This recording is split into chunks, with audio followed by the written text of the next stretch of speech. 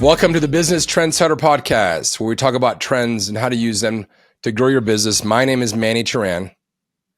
And I'm Adam Hartung. We are Spark Partners. We're here every week to talk about trends, about business growth, about lots of things as it pertains to making good decisions in your business. And today's topic has to do with the Mandela Effect. And if you're not familiar with the Mandela Effect, we're going to educate you a little bit today. And you can also go online and you're going to open up a whole jack in the box of information regarding that Mandela Effect. But I'm going to test you on a couple of things, Adam, to demonstrate the Mandela Effect, and I'll kind of explain what it is. So are you a Star Wars fan? No, I apologize. I've never seen a Star Wars movie. Okay, so this won't work on you, but are you familiar with C-3PO? I just to the extent that I know it's a Star Wars character. That's all. Okay. Well, if you were a Star Wars guy, you'd know that C-3PO is this character. He's basically bronze or brass colored. And one of the elements of the Mandela Effect is the fact that people think he's completely one color, but in fact, he has a silver leg. And when I heard that, I argued to the nth degree. I said, no, he's all brass. And finally, somebody had to pull up a picture online and show me that he did, in fact, have a silver leg, which blew my mind. Another one for you. You like, I know you had kids and all that. So did you ever feed them Fruit Loops? Fruit Loops. Probably. I mean, it was a long time ago. Probably. Yeah. How do you spell Fruit Loops? Do you know? I thought it was Fruit space LOOPS. Yeah, that's what people think, but in fact, it's FROOT. Fruit Loops. What about the? You might be a hot dog guy. How do you spell the that hot dog brand, Oscar Mayer? Oscar Mayer, OSCARMAYER. Okay, so you got it right. A lot of people out there think it's MEYER. Which, of course, they have a whole jingle. So the idea of the Mandela Effect is something that was coined back in 2009 by a psychologist and a researcher. And she basically looked at the fact that many people thought that Nelson Mandela died in a prison in the 80s in South Africa. And these people were just staunch about it. Yeah, he died in prison. Well, it turns out he didn't die until 2013. So this is a thing where people's social proof gets all bundled up. And in today's podcast, I thought we should talk about how our memories as business leaders can also get jumbled up, and we forget about companies that are either alive and they're not, or the other side, that we think this company is gone, but they're still alive.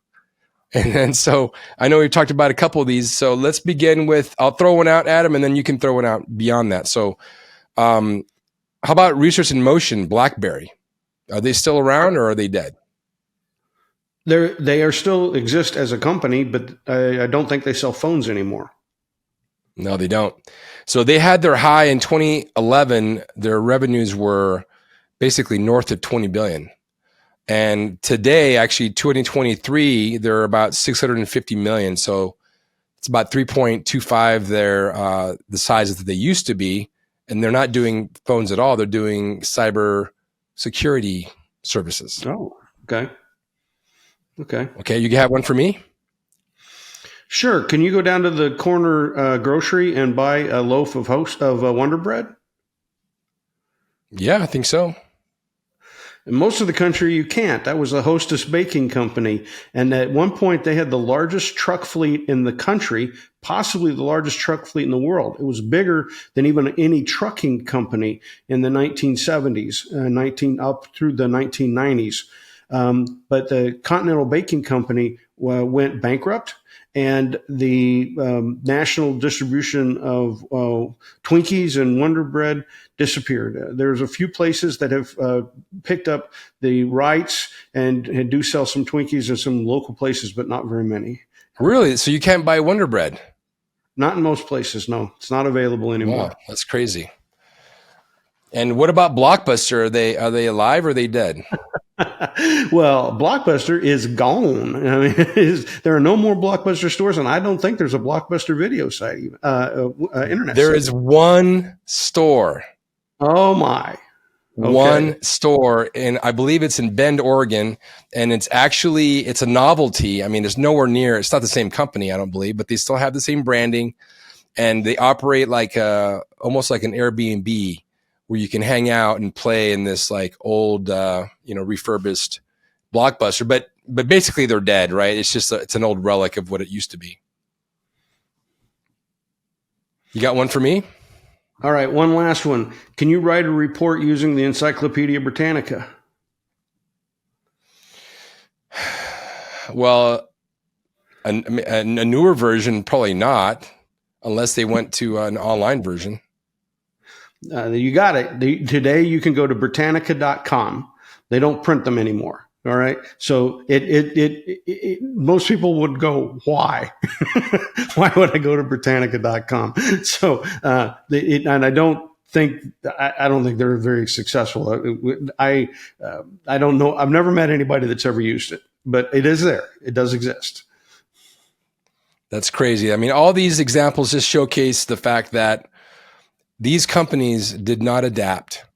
And they really, and I know that when you and I first met, that was one of the examples you used about Encarta and Microsoft and how they were putting the encyclopedias on a DVD or a CD at the time, I think, and how they're just trying to defend and extend what they do, and they're not innovating. They're not taking that next step and really truly seeing what's happening in the industry and moving in that direction. Yeah, I think that the thing that always strikes me as we're out there in business, I've been talking to folks for over 20 years. When I started giving presentations and I talked about companies that disappeared, that were big, great companies, my two examples were typically Continental Baking with the Wonder Bread business and Tupperware, because everybody knew what Tupperware was. But at that time, Continental Baking was dead, and Tupperware appeared to be dead. And I was kind of shocked this week to learn that they filed for bankruptcy. And I was like, how did they do that? I thought they filed for bankruptcy 20 years ago. So Mandela Effect. Pretty surprised. I was pretty surprised that it was still out there. But one of the things that we keep talking about is how can we keep having so many companies fail? I mean, let's kind of think about this. That if you're a big organization like Boeing or Intel, we've been talking about these lately, right? And or a successful restaurant chain as Red Lobster was.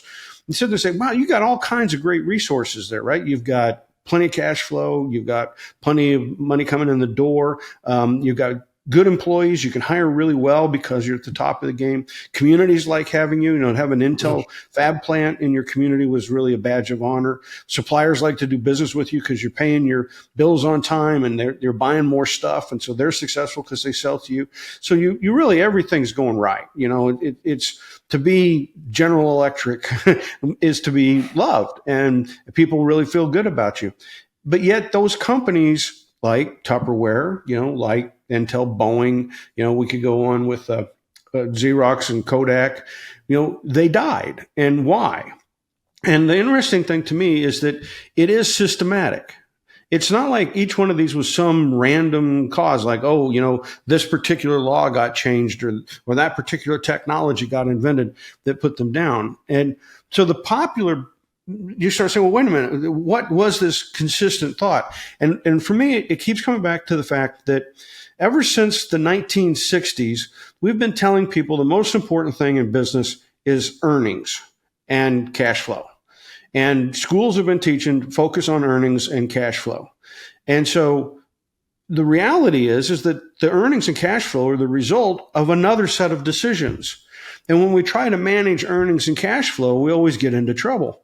The decisions that are really important are the ones that generate the top line.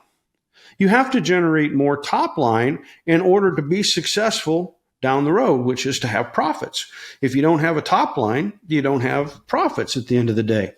And so the Mandela effect that I run into, and I talk to lots of groups, and the Mandela effect I run into is whenever I start telling people, if you want to be successful, the most important thing you have to do is grow your revenue at 10% per year.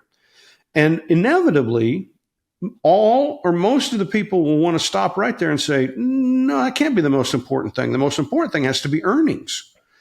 And it's hard. It's always amazing to me that I sit down and I say, okay, for 25 years, for literally 25 years, I've been telling people, no, earnings are the result of making good revenues. And when you have good revenues, growing revenues at the right price, you're not just giving the product away below cost, but you have the right price. You're growing your revenues in a profitable, in a way it covers your costs. That's how you will get to be a very successful company. And if you focus on revenues, your odds are much more likely you'll be successful.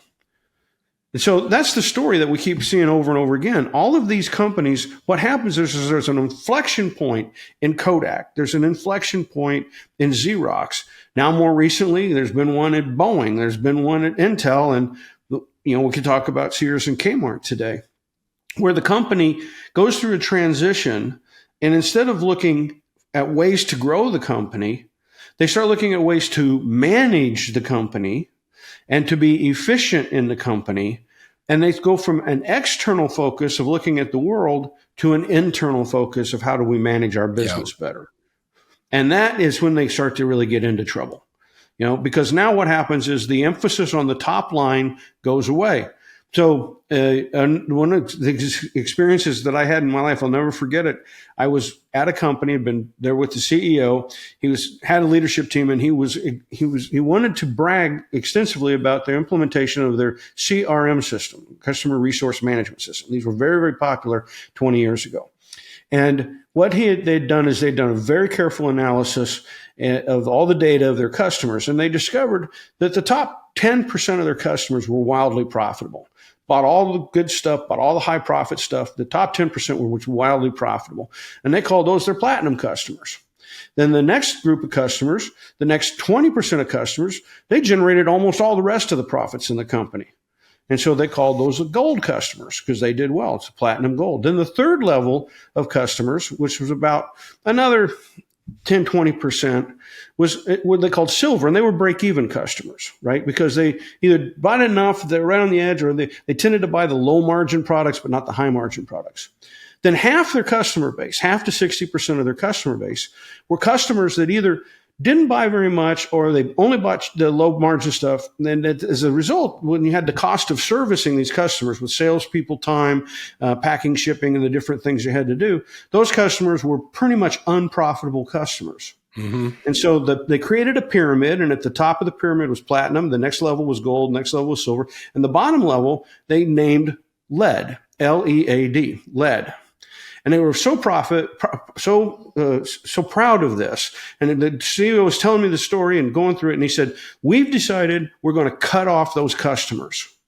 We're going to just lop them off because we will save so much money by not servicing those customers that our profits will skyrocket and we'll be a much better, stronger company.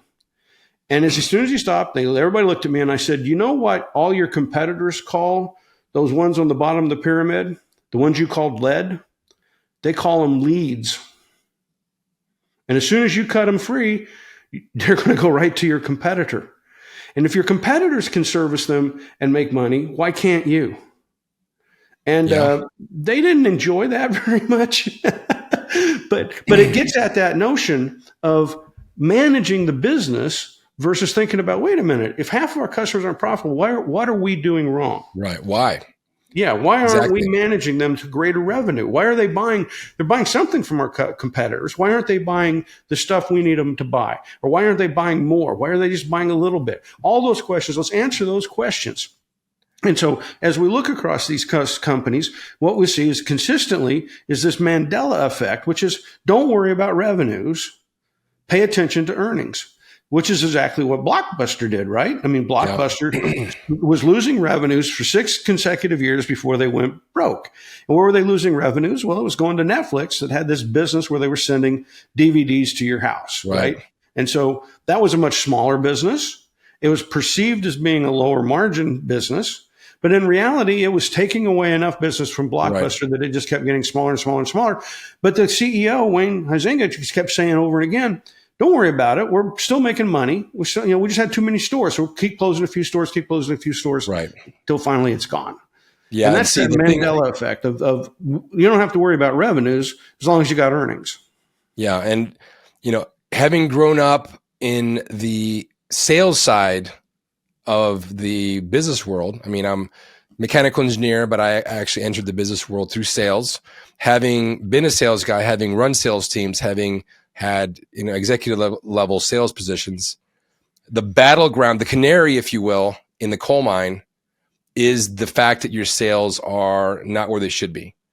And, I've seen this so many times where the executives bring in the sales guys and chew them out. Hey, why aren't we doing this? Why aren't we doing that? Why aren't we, the same that we were last year? And of course, they always look backwards. And at the time, and this is when I was in my 20s and or maybe early 30s, I didn't really have an answer. I didn't understand the landscape. I didn't understand the fact that our customers didn't want to buy our stuff. And that's super simplistic, but that's 100% what it was. They didn't want to buy our stuff because we took our eyes off of what they wanted. And you're absolutely right. That organization that cut 50% of their lead, man, those are leads ready for somebody with the right smarts to take advantage of. And, the idea of the cost of customer acquisition, of what it costs to acquire a new customer versus an old customer.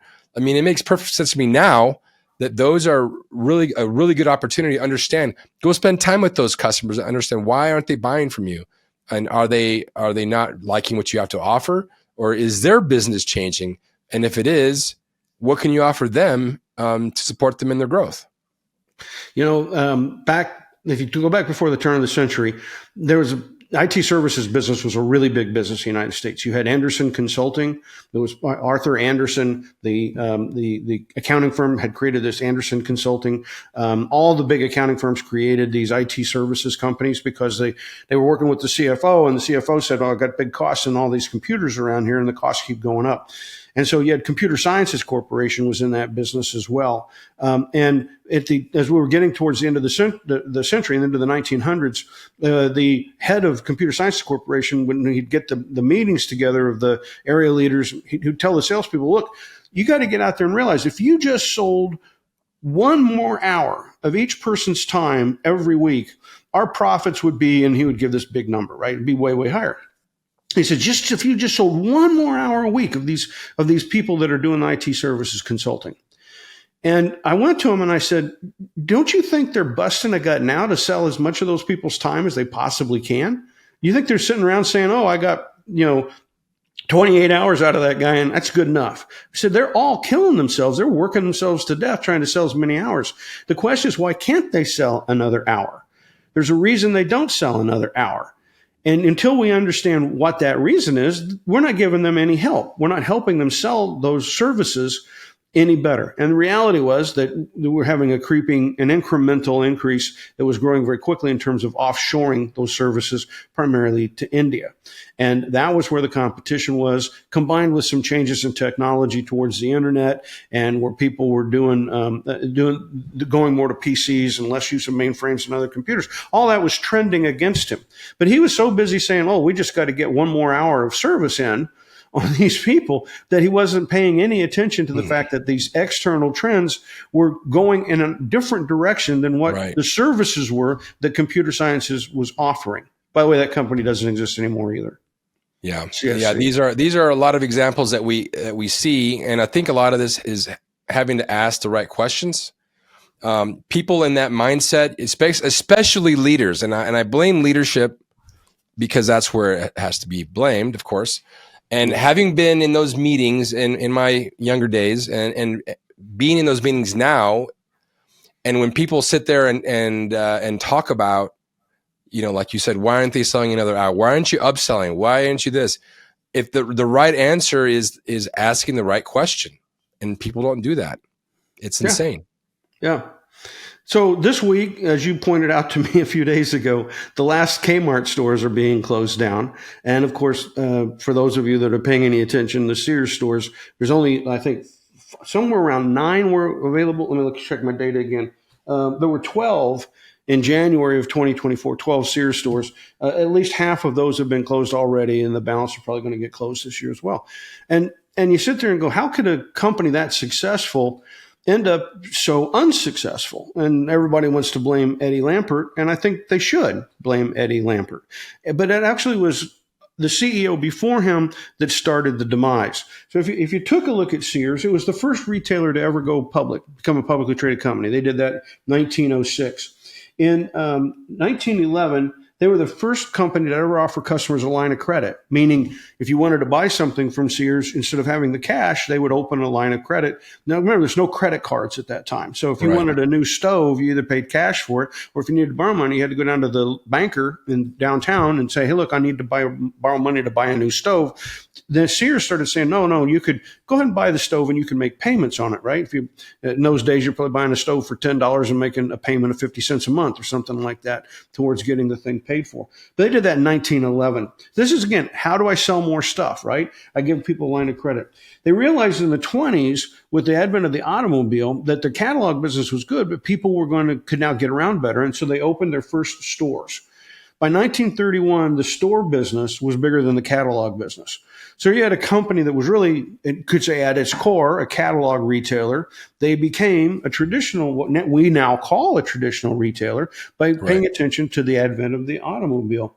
There's also around 1931 that they created the Craftsman, Die Hard, and Kenmore brands in the 1930s. Instead of selling somebody else's product, they had their own private label product, but it wasn't called Sears. It was called, Craftsman Tools, Die Hard Batteries, and Kenmore Appliances.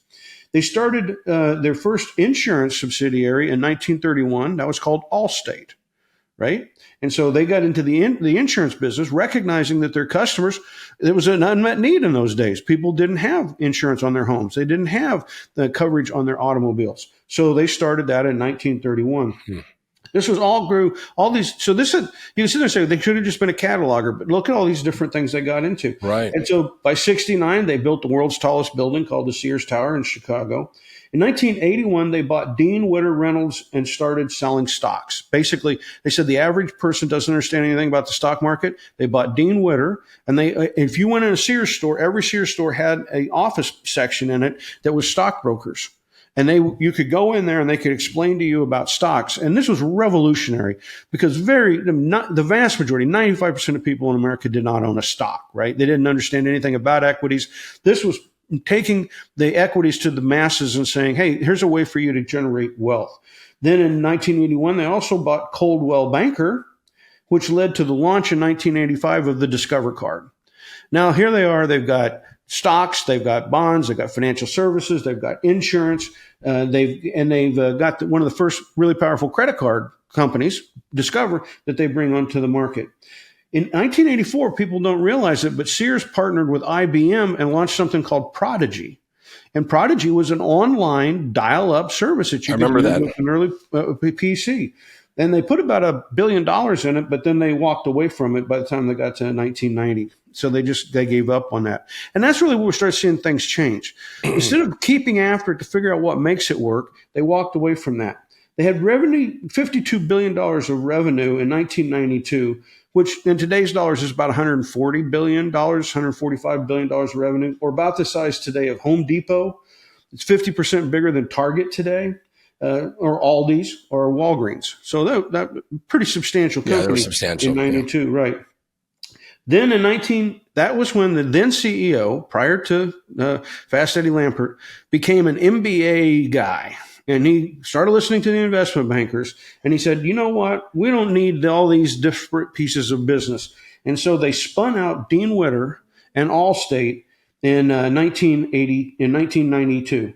In 1993, they closed the catalog because it didn't work as a standalone business anymore. They thought it was unprofitable. They didn't get enough catalog orders. Now, the fact that people had catalogs, looked at them, and then went to the Sears store and bought was undoubtedly a marketing exercise that could be very powerful. But they didn't do that. They said, not enough orders are placed. Let's get rid of the catalog. In 1996, they sold Coldwell Banker and Discover, got out of those businesses. In 2002, they bought Lands' End, but then they turned around and sold it in 2014. So what we see is that in 2004, now, so all this is coming up to the early 90s, it's all about growth. from the 90s, 92, until we get to the turn of the century, we start seeing them spin out all these businesses and try to focus on their core retail stores. So by the time you get to the turn of the century, by the time you're to the year 2000, 2002, pretty much all you have left are the retail stores. No credit card operations, no banking, Right. none of those other businesses that had helped them to grow. So that was when Fast Eddie Lampert bought up all the bonds of bankrupted Kmart, and then he used that to take over Sears, and he created Sears Holdings. That was in 2004. I'll never forget that in November, because I got a phone call from the Chicago Tribune, and they asked me what I thought. And I said it was just really ridiculously stupid that you have two very, very poorly performing traditional retailers in 2004. We've seen Amazon's on the screen. I mean, it's not huge, but it's on the screen. We can see what's happening. We can see changes. We can see Walmart and what Walmart's doing at the lower end of the marketplace. And I said, it's like trying to take a bad heart and a bad set of lungs and say somehow we're going to put those into a different body and it's going to be a very healthy body. And I said, I predicted that it would fail. And it made the front page of the business section of the Chicago Tribune that I said it would fail. Well, what happened was they then had sales declines for the next 36 consecutive quarters.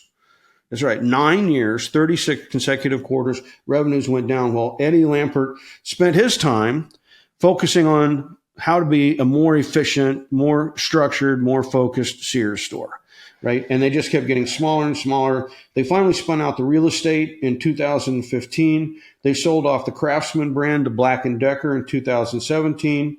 And in 2019, they sold the rest of what was left of the stores to a company called Transformco, which has control of the Die Hard brand and the Kenmore brands, and has closed down basically all the stores. Yeah.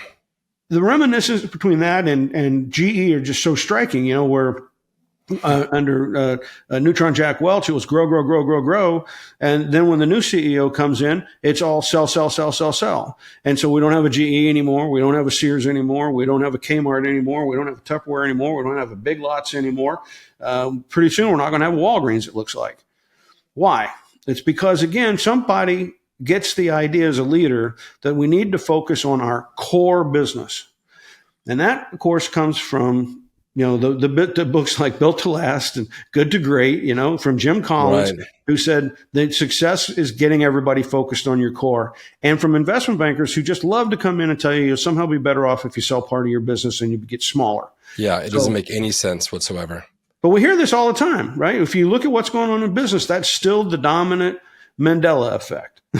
That's the right thing to do. When we see over and again, it's not the right thing to do. If you take your eye off the growth ball, you're destined to be in big trouble.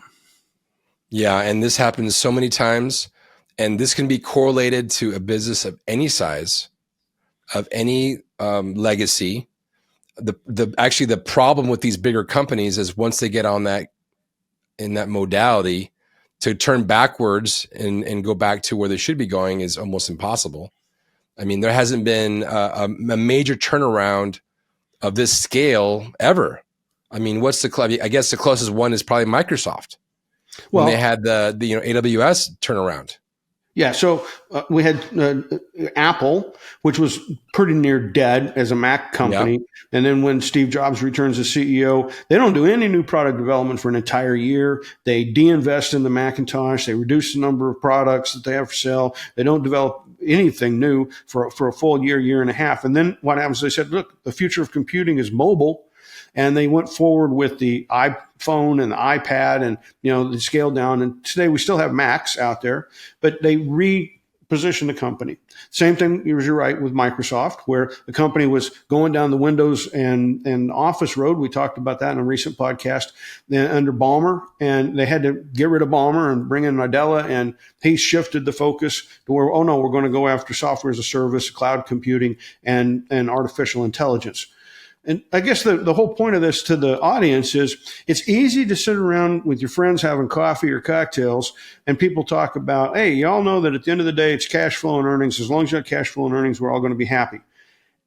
That's the Mandela effect. That's what we all think is the right thing to do. The right thing, that is not the right thing to do. You should be talking about, how am I going to sell more stuff? And everybody out there that's looking at AI, you ought to, one thing you say, hey, could I Can I use AI to do my HR manuals? Probably yes. Oh, good. Maybe I could get rid of 3 people in my HR department. Okay, there's nothing wrong with that. That's tidy, but that's not going to make you a great company. What's going to make you a great company is say, how can I use artificial intelligence to solve my customer's problem? What are the needs that my customers have that aren't met very well? Where's their pain points? And what could I do to, now that I got this AI at the edge of my fingers, what could I do to help my customer along? Like Sears, whenever the leadership said, hey, how do I get people to buy more stoves or anything else from us on our catalog? Well, let's give them credit.